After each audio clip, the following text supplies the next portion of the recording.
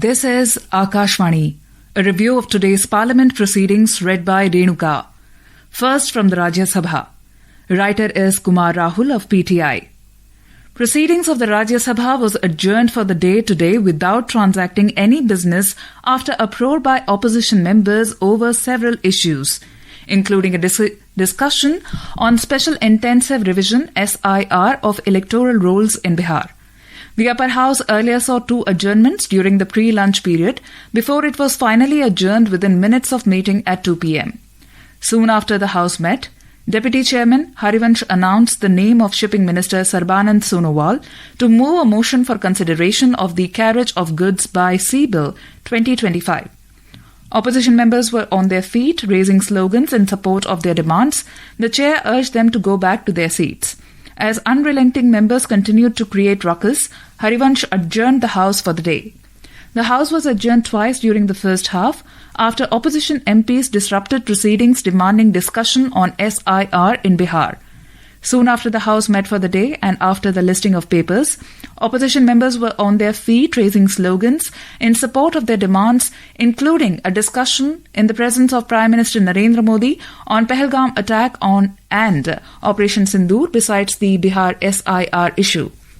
Several opposition members, including those from the Congress, had given adjournment notices for suspending the day's business and holding an immediate discussion on the SIR issue. CPI member P. Santosh Kumar had given a notice to discuss the unexpected and unprecedented resignation of Vice President Jagdeep Dhankar.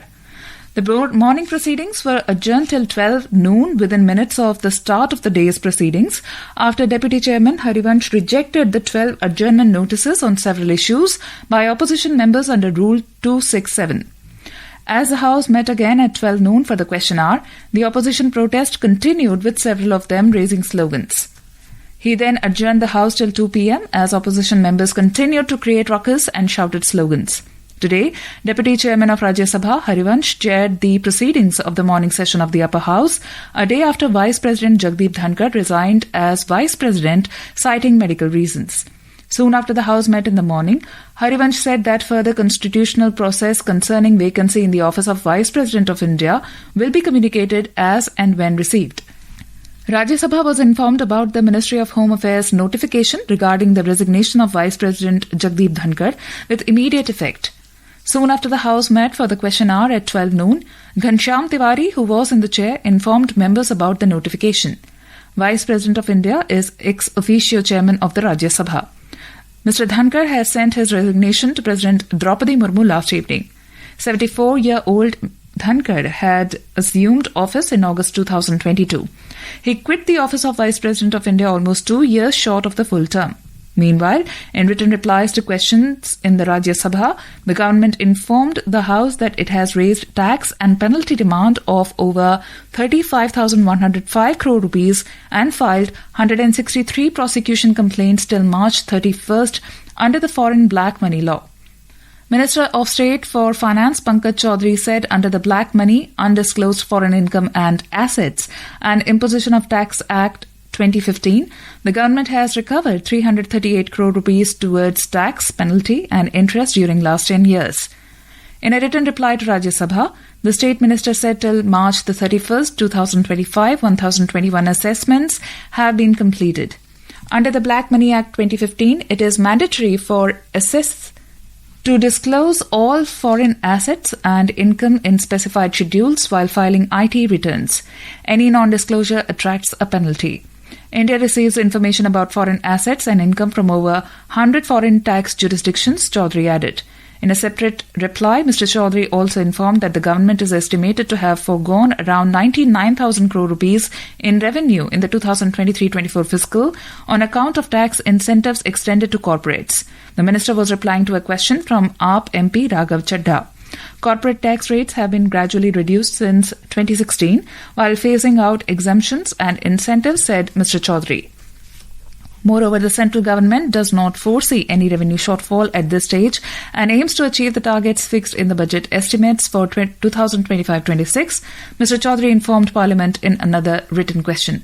As per the budget, the centre has estimated the fiscal deficit for 2025-26 at 4.4% of GDP, amounting to 15.6 lakh crore rupees.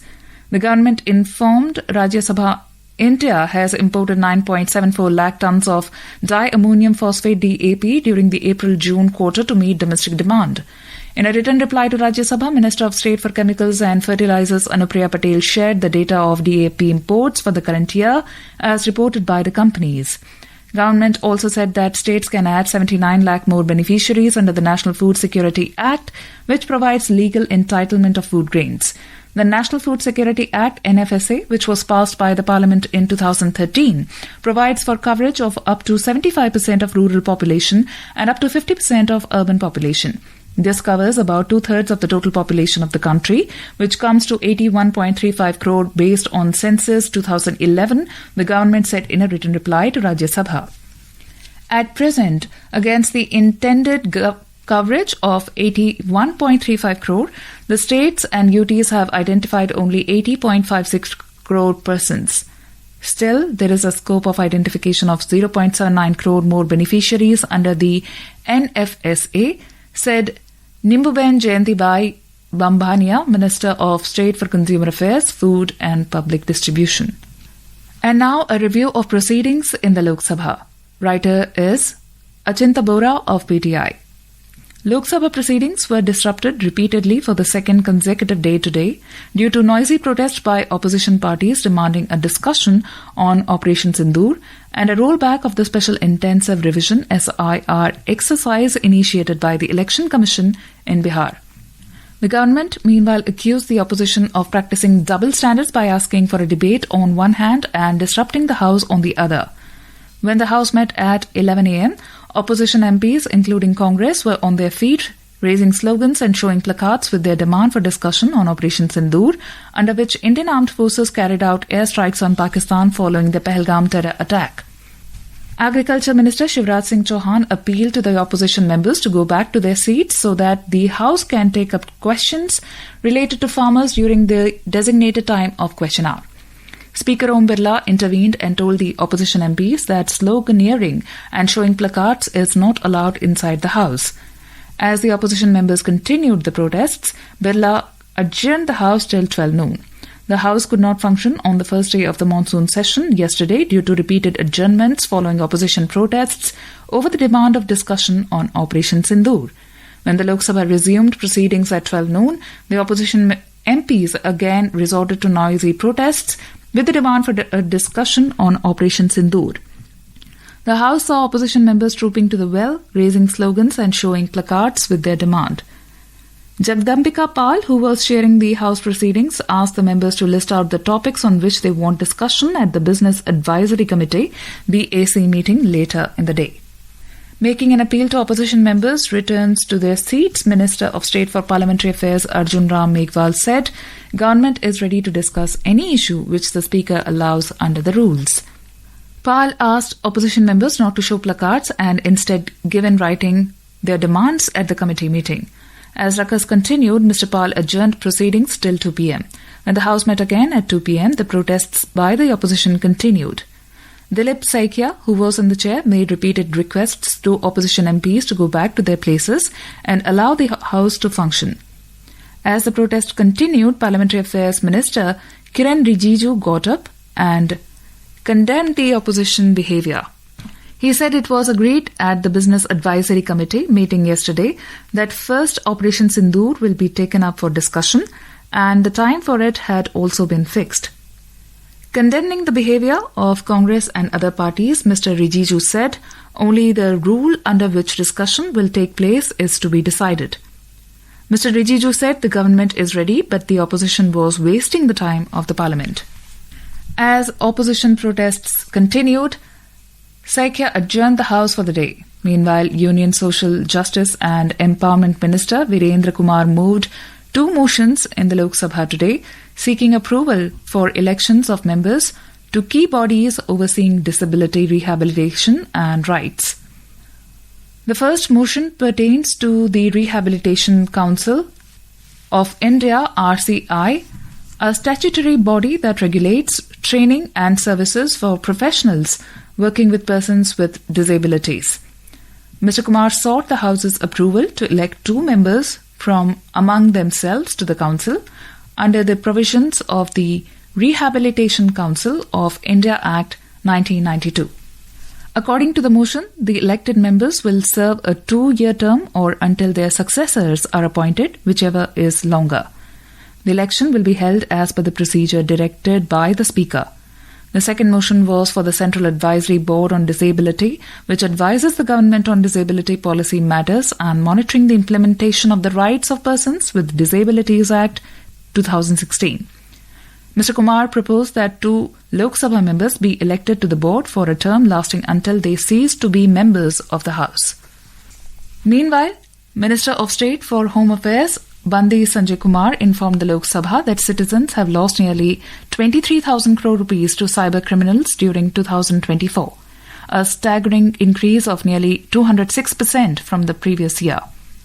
Responding to a written question, Mr. Kumar said more than 5,400 crore rupees has been saved in more than 17.82 lakh complaints reported so far.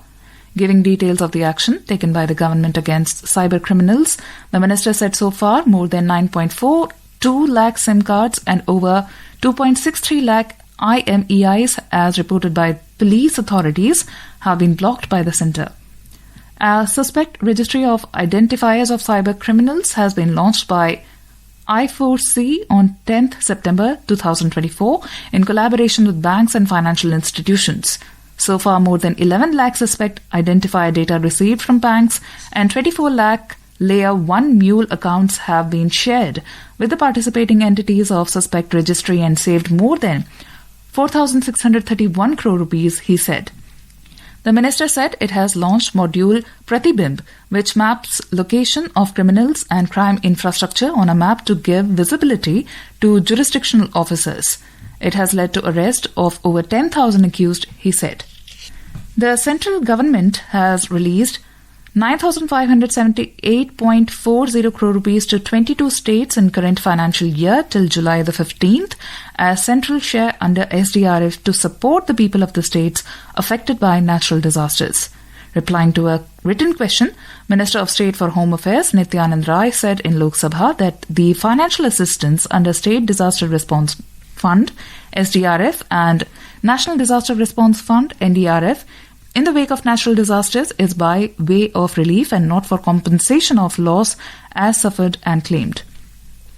Minister of State for Social Justice and Empowerment Ramdas Athawale declared in the Lok Sabha that no reports of manual scavenging have been received from anywhere across the country. However, in response to another question, Athawale said the ministry had commissioned a social audit in September 2023 to study sanitation worker deaths. The audit examined 54 death cases that occurred in 2022 and 2023 across 17 districts in 8 states, including 4 districts of Maharashtra, Mumbai, Pune, Parbhani and Satara.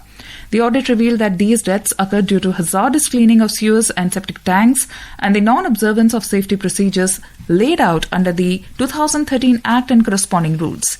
States and union territories have been asked to investigate such deaths and take action against those responsible for engaging workers in prohibited activities. To address this, the government launched the National Action for Mechanized Sanitation Ecosystem Scheme in 2023-24 in convergence with the Ministry of Housing and Urban Affairs. The initiative aims to ensure the safety and dignity of sewer and septic tank workers across all urban local bodies and empower them socially and economically. In a separate written response, Minister of State for Social Justice B.L. Verma said the government is working to expand access to de-addiction services by setting up district de-addiction centres in 291 districts identified having no government-supported centres under the National Action Plan for Drug Demand Reduction. An advertisement inviting proposal for setting up these centres has already been issued, Verma added. And that's all in Parliament Review.